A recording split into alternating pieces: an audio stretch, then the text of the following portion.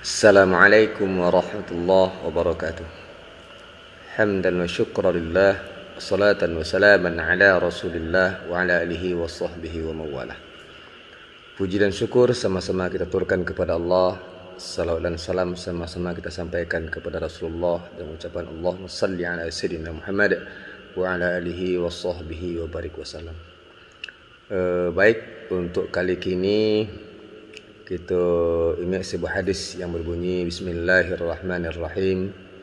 Sayati zamanun ala ummati yafirruna minal ulama'i wal fuqaha fayabtalihimullahu bi thalathin baliyat yarfa'ullahu al-barakata min kasabihim wa thaniyati yaslutullahu ta'ala alaihim sultanan zalima wa thalithatu yakhrujuna minad dunya min bighairi iman. Yang artinya adalah, kata Rasulullah, supaya akan datang masanya umatku lari daripada ulama dan fuqaha, maka Allah akan memberi cobaan dengan 3 cobaan. Yang pertama, Allah akan mengangkatkan berkah dari usaha mereka. Yang kedua, Allah akan mendatangkan sultan atau pemimpin yang zalim.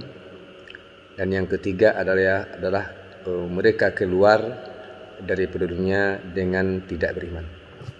Jadi dalam hadis ini dapat kita kesimpulkan, sayati zamanun ala ummati, artinya adalah akan datang masanya, akan datang masanya, di mana banyak orang yang lari pada ulama, banyak orang yang lari daripada fuqaha.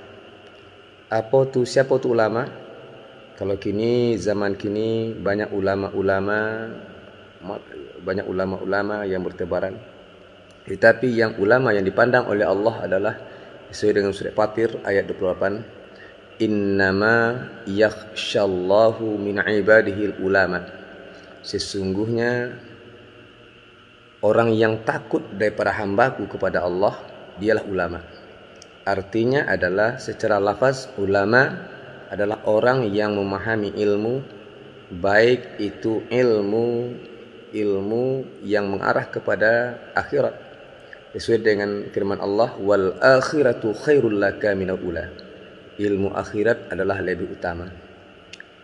Yang kedua adalah ulama dengan ilmunya, para ulama itu rasa takut kepada Allah lebih tinggi, sehingga takut memikirkan umat manusia.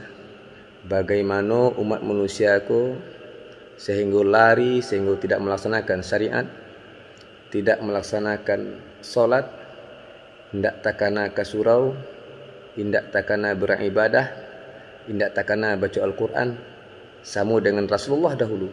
Rasulullah tidak akan memikirkan umat manusia nyupai kagu hira berkhalawat.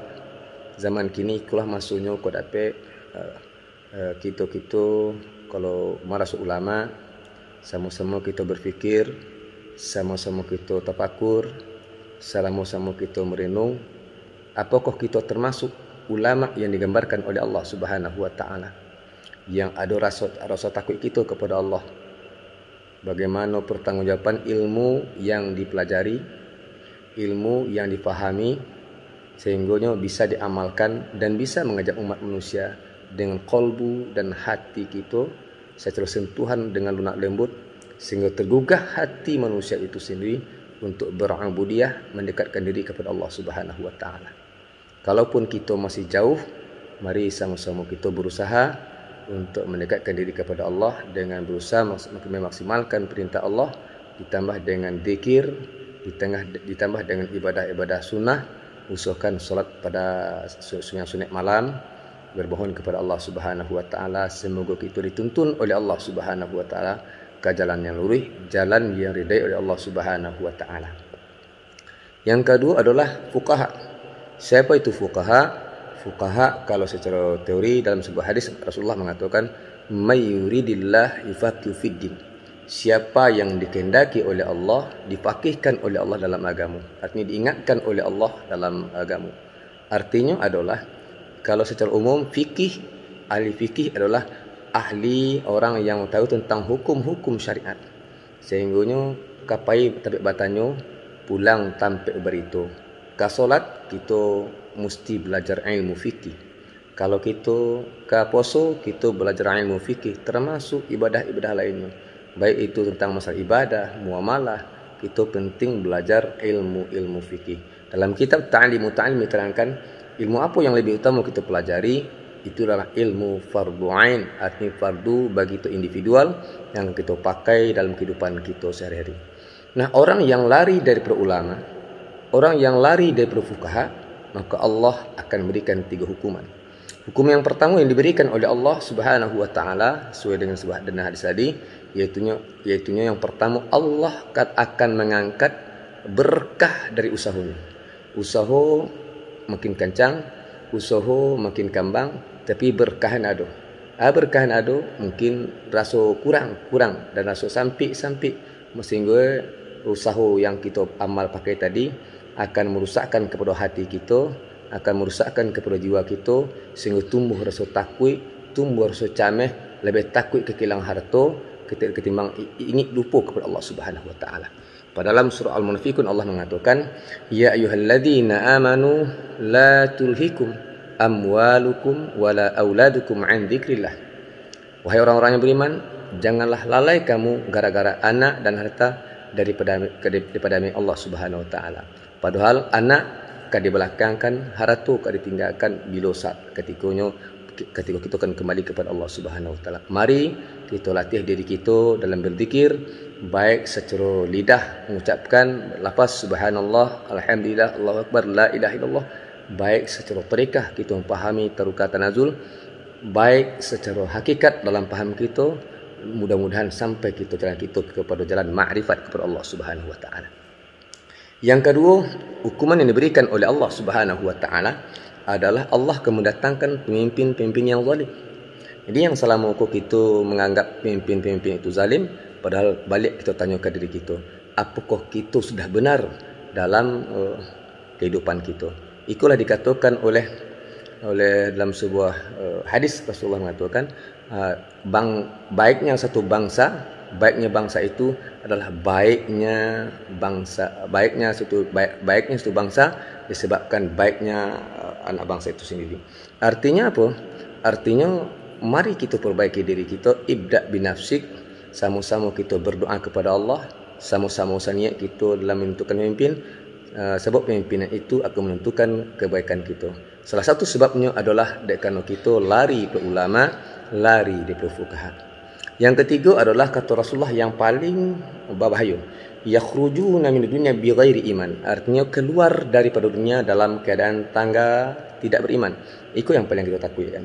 Kita telah berusaha beribadah, kita telah berusaha solat, kita telah berusaha berzikir, kita telah mengaku sampai kaji kita tinggi, sampai kaji kita faham, tetapi sementara kita tidak ada jaminan bagi kita. Ketika datik dan sedatiak, ketika angin kabatiui, ombak dan kabasabuang, kita akan kembali kepada Allah. Ketika itu kita tidak bisa pasti mempertahankan keimanan kita. Sebab kunci sesuatu adalah kembali kepada Allah Subhanahu wa taala. Itulah diingatkan oleh Rasulullah bagaimana tata cara kita untuk berusaha semaksimal mungkin dekati ulama, belajarlah ilmu kepada ulama, dekati fuqaha, belajarlah ilmu kepada fuqaha, untuk kadipatung ke siang, untuk kadipabantah malam, untuk kagati payung di hari hujan. Janganlah kita lari daripada ulama, janganlah lari kepada kita para fuqaha, supaya nak lurus jalan kita tempuh, nak banai tuang kadibuat sesuai dengan firman Allah dalam Al-Quran. Diajarkan ihdinas siratal mustaqim siratal ladzina an'amta 'alaihim ghairil maghdubi 'alaihim waladdallin amin. Mudah-mudahan kita dituntun oleh Allah di jalan lurus ke atau mana, mudah-mudahan sesuai dengan syariat diajarkan Rasulullah, mudah-mudahan dituntun oleh Allah Subhanahu dalam keredaannya, sehingga kita menjadi hamba Allah yang diridai oleh Allah Subhanahu wa taala. Salahinya kita laksanakan syariat, batinnya kita isi dengan hakikat paham kita kepada Allah. Mudah-mudahan sampai kita kepada tujuan kita, menggapai dikatakan maradhatillah. Subhanakallah bihamdika asyhadu an la ilaha illa anta astaghfiruka wa atubu ilaik. Assalamualaikum warahmatullahi wabarakatuh.